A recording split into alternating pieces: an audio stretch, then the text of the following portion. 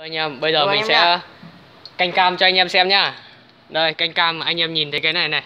Đây là cái điểm ở trên bánh răng, điểm tròn này. Thì luôn luôn cái vô lăng ở trên này nó sẽ ghi là điểm T. Điểm T ở trên này anh em nhá. Điểm T sẽ ở trên đỉnh hướng chiều kim đồng hồ 12 giờ, điểm T đây. Đấy anh em thấy chưa? Điểm T luôn ở trên đỉnh này nhá. Thì cái cá biên nó sẽ nằm trên này, thì biên hơi bít tông sẽ nằm trên đỉnh. Anh em tưởng tượng bít tông sẽ nằm trên đỉnh. Và bây giờ thì canh cam ở chỗ đầu bò này nó sẽ có một cái vấu. Đó, anh em cứ canh thẳng cái lỗ tròn này, mới trùng mấy cái vấu ở trên này là được.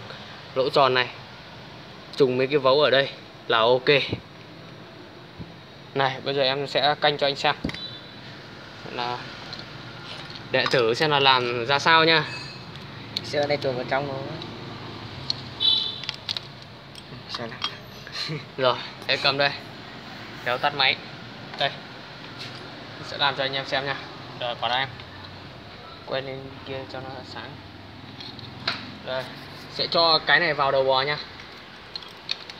Rồi, anh em cứ đưa nhiệt tình thôi, đưa nhiệt tình vào đầu bò cho mình.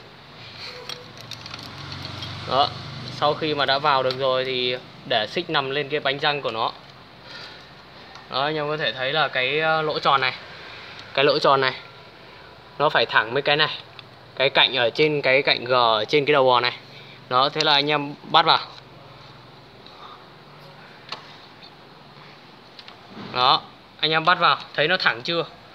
Thì vẫn chưa được thẳng thì mình sẽ cậy ra cho lại. Đó, chưa được thẳng. Rồi, chưa được thẳng đúng không? Đó, cậy thêm một mắt nữa rồi cho vào.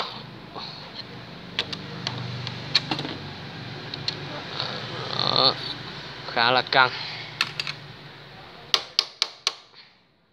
Đó, thì anh em cho vào thôi. Đấy, đến đây là cái lỗ tròn này nó thẳng với cái cạnh này rồi anh em nhá. Chiếu thẳng cái cạnh này là ok nhá. Chiếu thẳng cái lỗ tròn này sang cái cạnh này, sang cái cạnh G này là được. Anh em sẽ bắt ốc vào cho mình. Đó.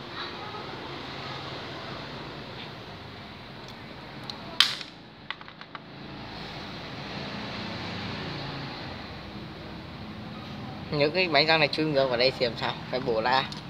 Phải làm lại. Rất là mắc công.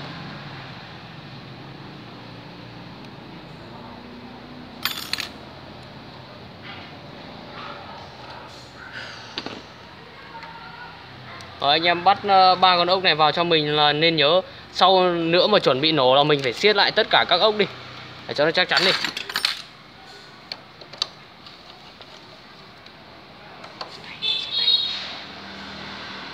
Đó.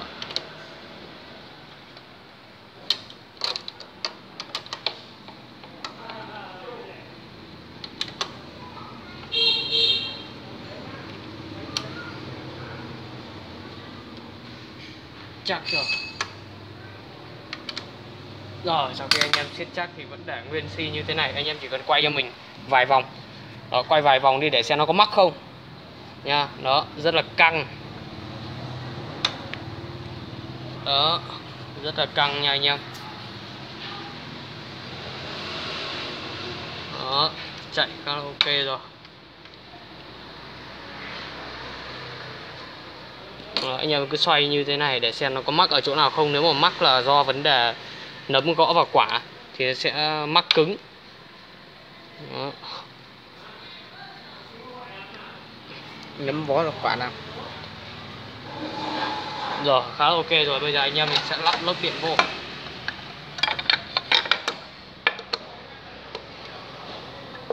Nhớ thanh niên này để lắp côn cho sướng.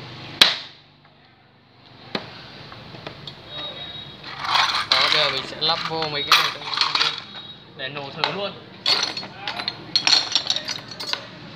Test nổ thử luôn cho anh em.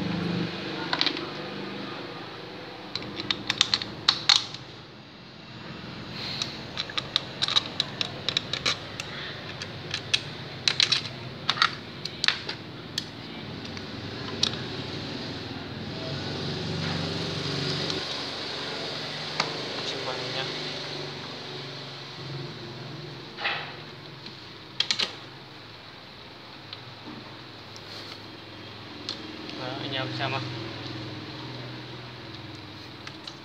Cảnh đẹp của mẹ. Mình sẽ siết đều vào anh em nha, siết đều vào. Đó. Siết đều mấy con này vô. Rồi. Thì đến bây giờ mình sẽ siết chắc cái dây này lại nha anh em. Siết chắc cái bánh trung gian này. Đó, hai con ốc ở bên hơi và đầu bò.